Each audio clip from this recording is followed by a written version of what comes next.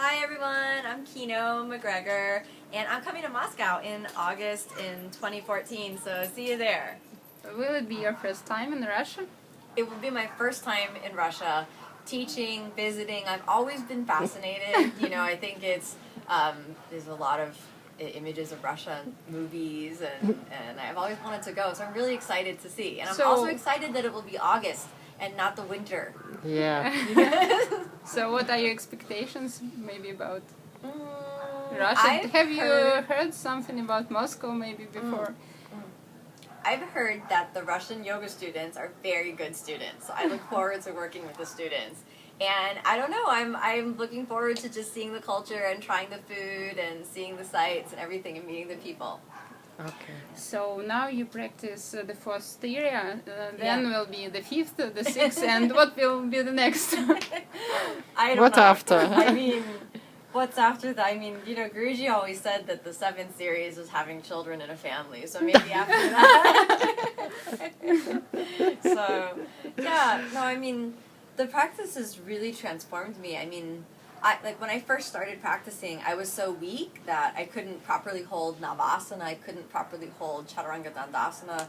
It took me more than a year to balance in headstands and sit like a simple posture like Shirshasana. So for me to be at the very end of fourth series and have that be my daily practice is a huge milestone. It's something I never imagined possible. And for me, yoga very much represents the transformation from impossibility to a world of possibility. And it shows you that what you believe about your body is not really true. You can do so much more than you really think. And I've learned that from my teachers. So how do you inspire yourself on hot days? So when you can't wake up, when you have pain or something like that, can you miss one day or have a day off? That's a good question. First of all, for me, whenever I feel a lack of inspiration, I look at Guruji's photo. And I have a photo of Guruji in my shala, and my home, and my home space, and also in the shala where I practice and teach at. And then I also have a picture of Sharat. So I look at them, and I go, oh, they're watching, And so then I feel, okay, at least I do something.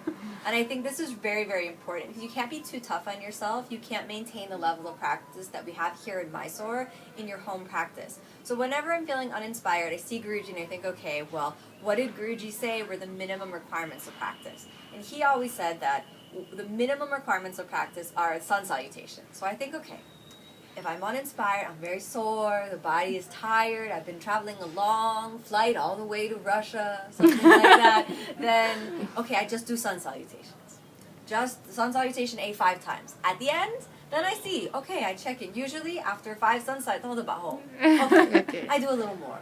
But I think that if you say, okay, now I have to do the whole practice, it must be very strong, then the body is tense from the beginning. But if you think, okay, I just relax, I listen to the body, sun salutation A, okay, I feel a little better, okay, sun salutation B, okay, standing postures, oh, maybe little primary series, then suddenly it's over, 1 hour, 1 hour and a half, little by little the body opens. But if you start off with a big expectation, then there's too much tension. So, it's yoga, you have to relax also.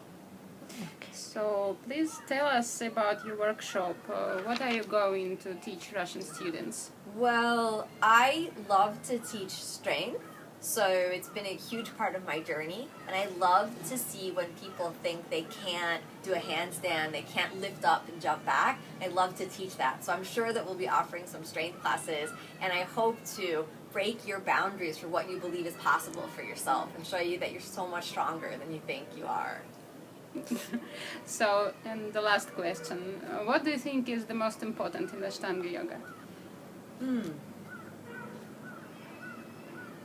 I think the most important thing in Ashtanga Yoga is to make sure that your intention is pure. To make sure that the desire to practice comes from a yearning inside of your heart to live a more peaceful life. And then when that happens, all of the postures, they're secondary to that yearning to live a more peaceful life. Then the asana practice, which is so hard and so arduous, that requires so much effort, becomes a tool for you to be a better person. And then that better person is the true yogi in the world. So as long as your intention when you're doing the Ashtanga Yoga path is to use the tool of asana to be a better person, then it never matters whether you put your legs behind your head or you do a deep back bend. It only matters that you leave the world a more peaceful place. And that, I think, is the essence of Guruji's teaching, to be a vehicle of love and a vehicle of peace in the world.